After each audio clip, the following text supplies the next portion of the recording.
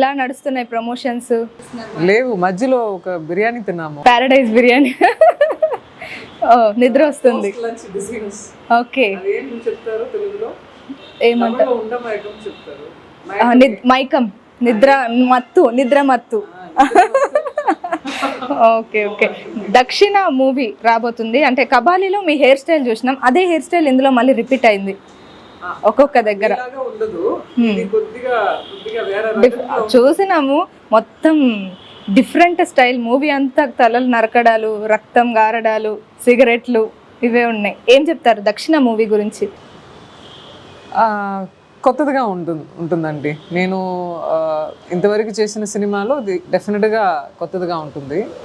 And మేము ఆ కథకి ఏం కావాలో అది చేసాము. అండ్ నాకు కూడా కంఫర్టబుల్ కాదు సిగరెట్ తాగడం. నేను పర్సనల్ లైఫ్లో నేను ఎప్పుడైనా ట్రై చేసిండ్రా? చిన్నప్పుడు అట్లా సిగరెట్ తాగాలని ఉంటుంది కదా, ఎవరైనా తాగుతుంటే తీసుకొని చేసి ఉంటారు కదా.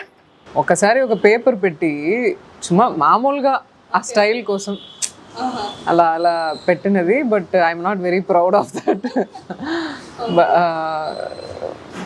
సో నాకు కంఫర్టబుల్ కాదు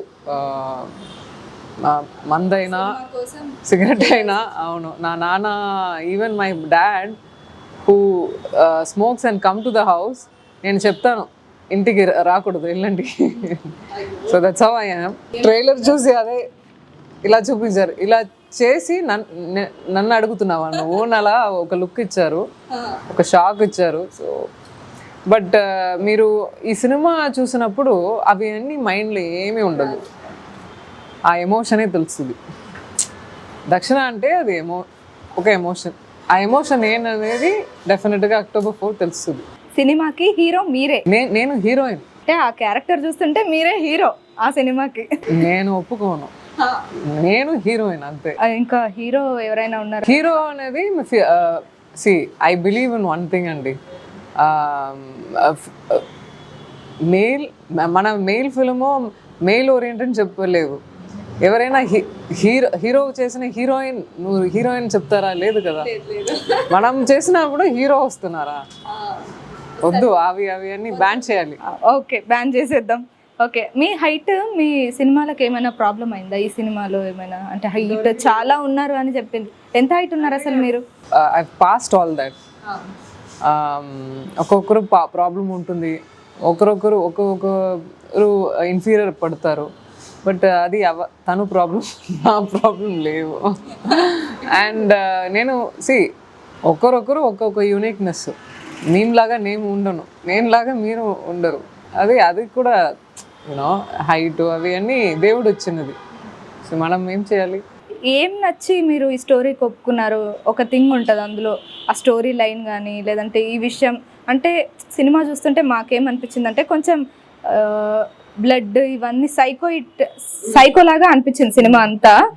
ఇలా ఉంటది కానీ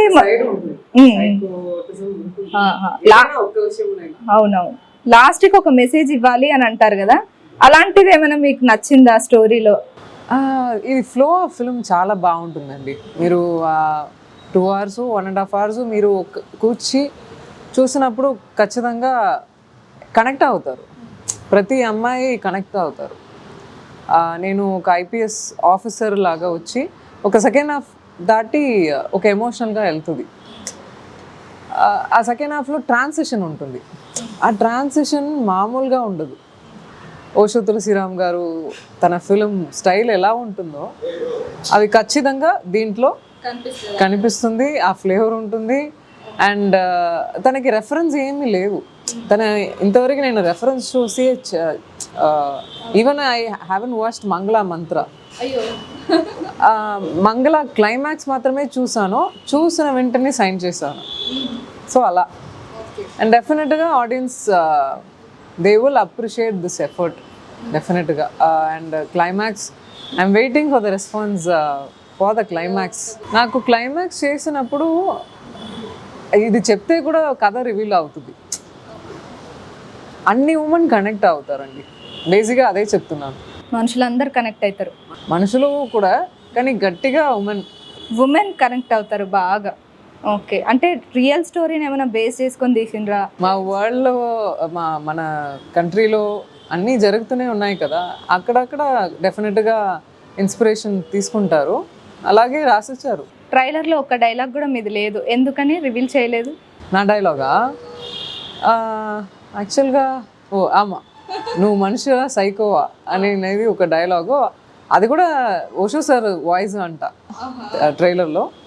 తెలియట్లేదు, అది తన స్టైలు, ఓషో సార్ స్టైలు.